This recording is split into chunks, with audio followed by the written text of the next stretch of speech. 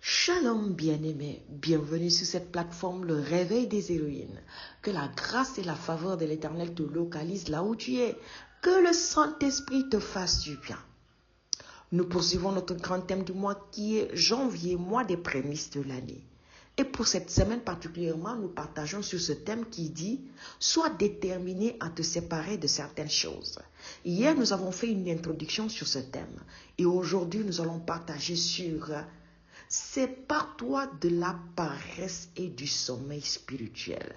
Est-ce que je suis en train de parler à quelqu'un ce matin? Sépare-toi de la paresse et du sommeil spirituel.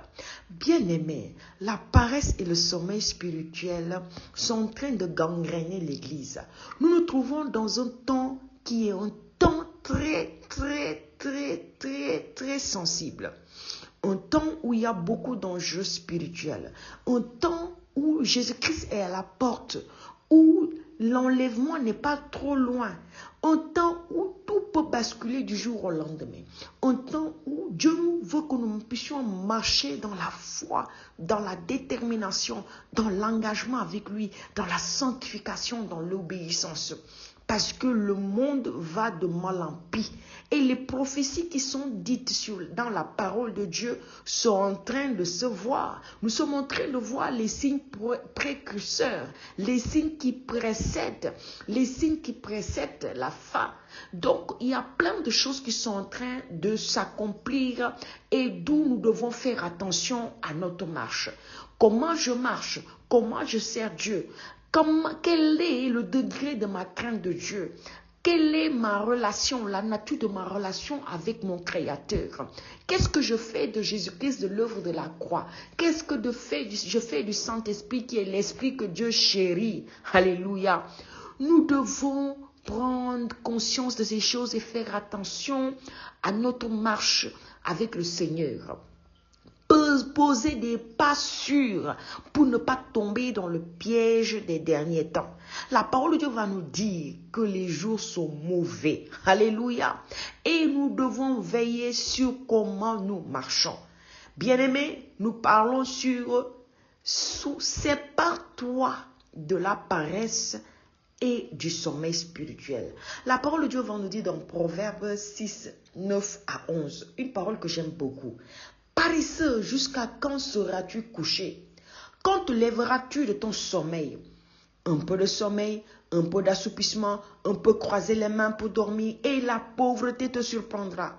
Comme un rôdeur et la disette comme un homme en armes. Alléluia. Paresseux, jusqu'à quand seras-tu couché? Ici, nous ne sommes pas en train de parler de se coucher physiquement. Où je dis, je vais prendre, je vais me coucher, me reposer un peu, après me lever dans tant d'heures, dans tant de minutes.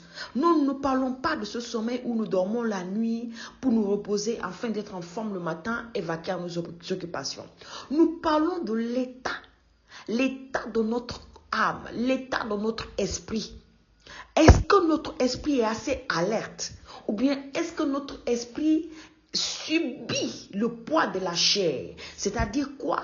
Le poids de notre âme et de notre chair. Parce que si notre âme ne se laisse pas, vaincre par les désirs de l'esprit, si notre âme ne s'aligne pas aux désirs de l'esprit, notre âme va développer des désirs charnels, va développer un comportement charnel et va pousser à notre corps à obéir à ses désirs, à obéir à des choses qui ne glorifient pas Dieu, qui sont contraires aux désirs de l'esprit. Mais si notre esprit est assez alerte, bien nourri, nous pouvons maintenant pousser notre chair à marcher dans l'obéissance. Nous pouvons maintenant incliner les désirs de notre chair et les sacrifier à la croix et pouvoir dominer sur eux et pouvoir ordonner à cette chair-là d'obéir à la voix de Dieu et aux désirs de l'esprit. Est-ce que je suis en train de parler à quelqu'un? Le sommeil spirituel est très dangereux. La paresse est très dangereuse. Qu'est-ce que c'est la paresse spirituelle? C'est cette paresse-là qui fait que tu n'as plus une bonne vie de prière. Tu n'as plus le temps pour les affaires de Dieu. Oui, ton esprit, a d'autres désirs. C'est-à-dire quoi? Ton esprit est tellement faible qu'il se laisse ensommeiller. Ton esprit n'est plus alerte. Ton esprit ne croît, c'est-à-dire ne peut plus croître, ne marche pas dans la croissance, mais au contraire est en train de décroître. Au lieu que ton esprit puisse grandir dans la sensibilité spirituelle, dans la vigilance, oui, dans la connexion avec Dieu, ton esprit est en train de s'affaiblir et de s'enfoncer dans un trou. C'est-à-dire, quand je parle de trou, c'est-à-dire quoi? Enfermé quelque part, ne voit pas la lumière de Dieu. Et nous sommes esprits, nous habitons dans un corps. Et dans ce corps-là, celui qui règne, ce n'est pas le corps, mais c'est l'esprit que Dieu a mis dans ce corps. C'est l'esprit que Dieu a mis dans ce corps qui fait de nous des enfants de Dieu. Nous devenons des enfants de Dieu, non pas par le résultat de la chair, mais par le résultat de l'esprit. Nous devenons enfants de Dieu par l'esprit. Donc par l'esprit, nous sommes enfants de Dieu. Et la parole de Dieu va dire par Jésus-Christ de Nazareth que le Père cherche de vrais adorateurs, ceux qui l'adorent en esprit et en vérité. Voilà les adorateurs que le Père cherche, c'est-à-dire Dieu. Ce qui l'intéresse dans l'homme, après avoir sauvé notre âme par le sacrifice de Jésus-Christ à la croix, ce qui l'intéresse en nous, c'est notre esprit qui va grandir dans une capacité de se connecter à lui. Et si notre esprit ne se nourrit pas comme il faut, notre esprit va s'affaiblir. Alors, tel que notre corps a besoin de nourriture physique, nous nous levons le matin, nous pensons à prendre notre petit déjeuner. À midi, nous commençons à avoir faim, nous voulons manger à midi. Oui, le soir aussi, nous voulons manger avant de nous coucher pour ne pas être réveillés par la faim. Parce que notre corps physique a un mode de fonctionnement. Parce que notre corps physique nous réclame des choses. Oui, notre corps physique nous réclame des choses. Nous avons habitué notre cerveau à avoir cette horloge biologique qui nous dit « Ah, c'est l'heure de manger. Ah, c'est l'heure de boire. Ah, c'est l'heure de faire ceci. » Et nous vaquons vraiment, nous mettons sous cette pression. Nous nous conformons à ces choses parce que notre corps physique doit se nourrir. Maintenant, si nous nourrissons mal notre corps physique, nous ouvrons des portes à pas mal de maladies. De la même manière, si nous nourrissons mal notre esprit, nous devenons malades spirituellement. Et nous sommes endormis. Parce qu'une personne qui est malade n'a pas la force de travailler. Une personne qui est malade est tout le temps couchée. Quand on est malade, on est couché. Quand on est malade, on n'arrive pas à faire certaines choses. On perd la force et la capacité. Mais quand nous sommes en bonne santé, en bonne forme, nous retrouvons la vigueur et la force de nous lever et de vaquer à nos occupations. Ton esprit a besoin d'être nourri, d'être en bonne forme. Ton esprit a besoin de nourriture pour ne pas tomber dans le sommeil spirituel. Quelle est cette nourriture dont ton esprit a besoin? Donc ce qui fait grandir ton esprit, c'est la présence de Dieu. La parole de Dieu est la première chose qui va faire grandir ton esprit.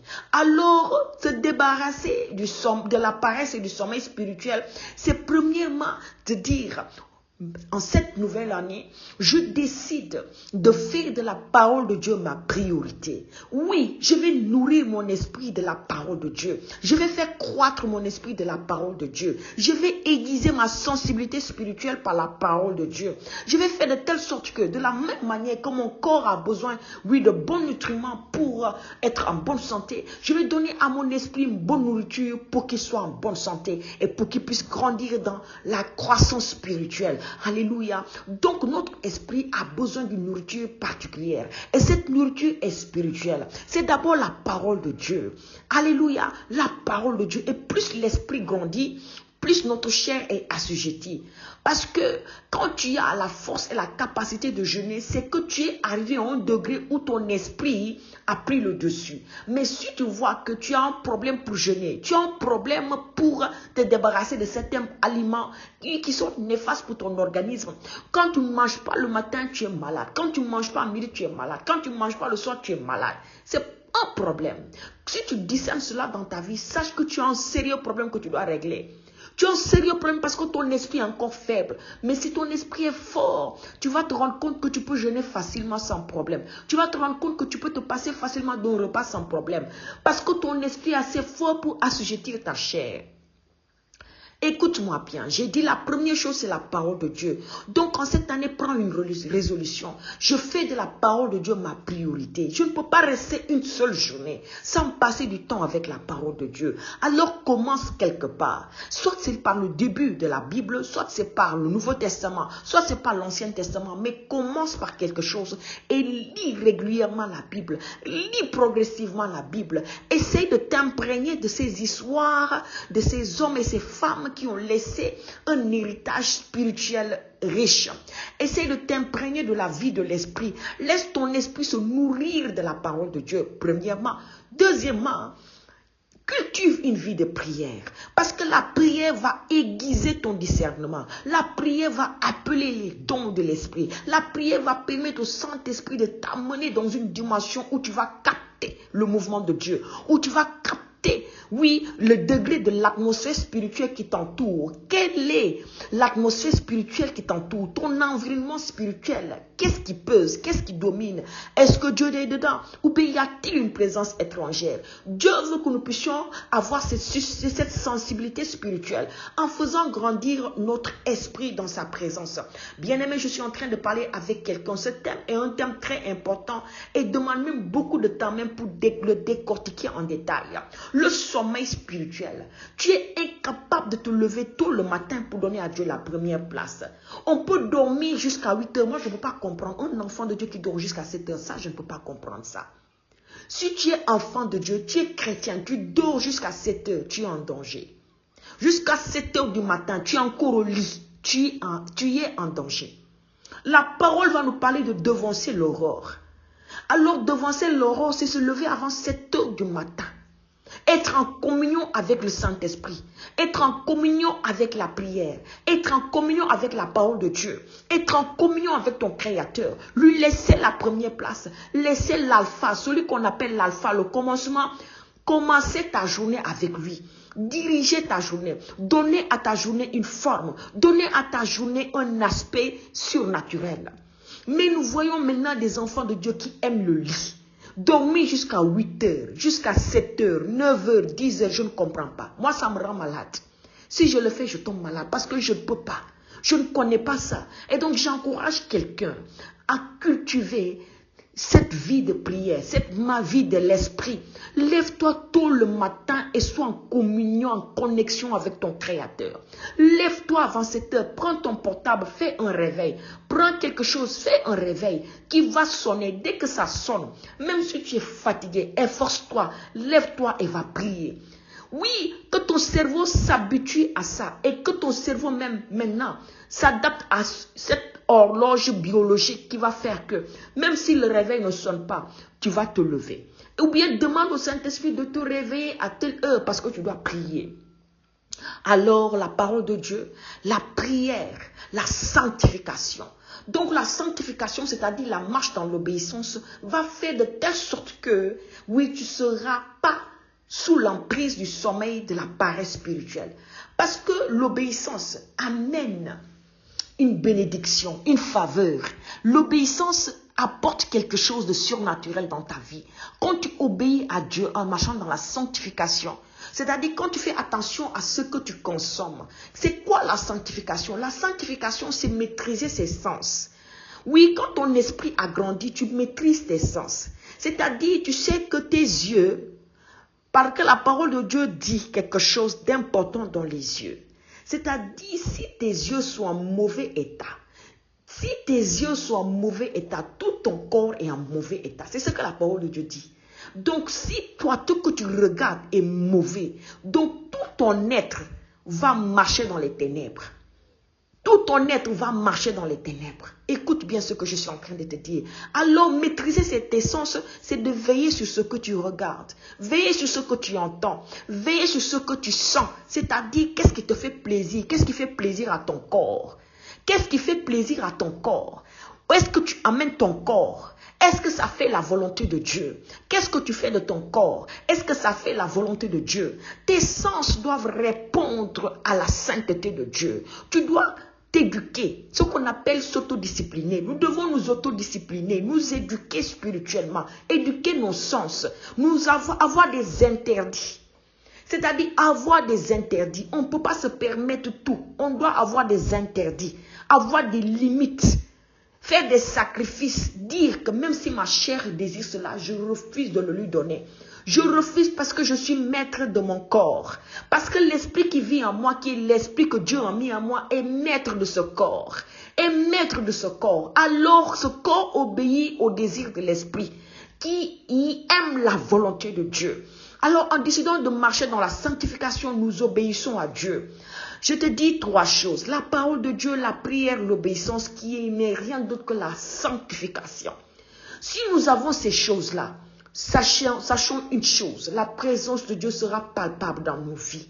Alors se débarrasser de la paresse et du sommeil spirituel, c'est de nous discipliner. C'est de nous discipliner. C'est de nous discipliner et de laisser le Saint-Esprit conduire nos vies. C'est de nous attacher à la parole de Dieu. C'est de cultiver une vie de prière fervente. C'est de marcher dans la sanctification afin de permettre à Dieu de nous bénir et de faire de nous des sources de bénédiction. En cette année-là, Dieu va révéler de telles personnes. C'est ce que Dieu cherche, des personnes consacrées. Donc, je veux prier pour toi. Que le Saint-Esprit t'aide, que le Saint-Esprit nous aide, afin de sortir de ce sommeil spirituel, de sortir de cette paresse spirituelle qui retient dans la captivité, qui empêche de prier efficacement, qui empêche de méditer, qui empêche d'obéir à Dieu.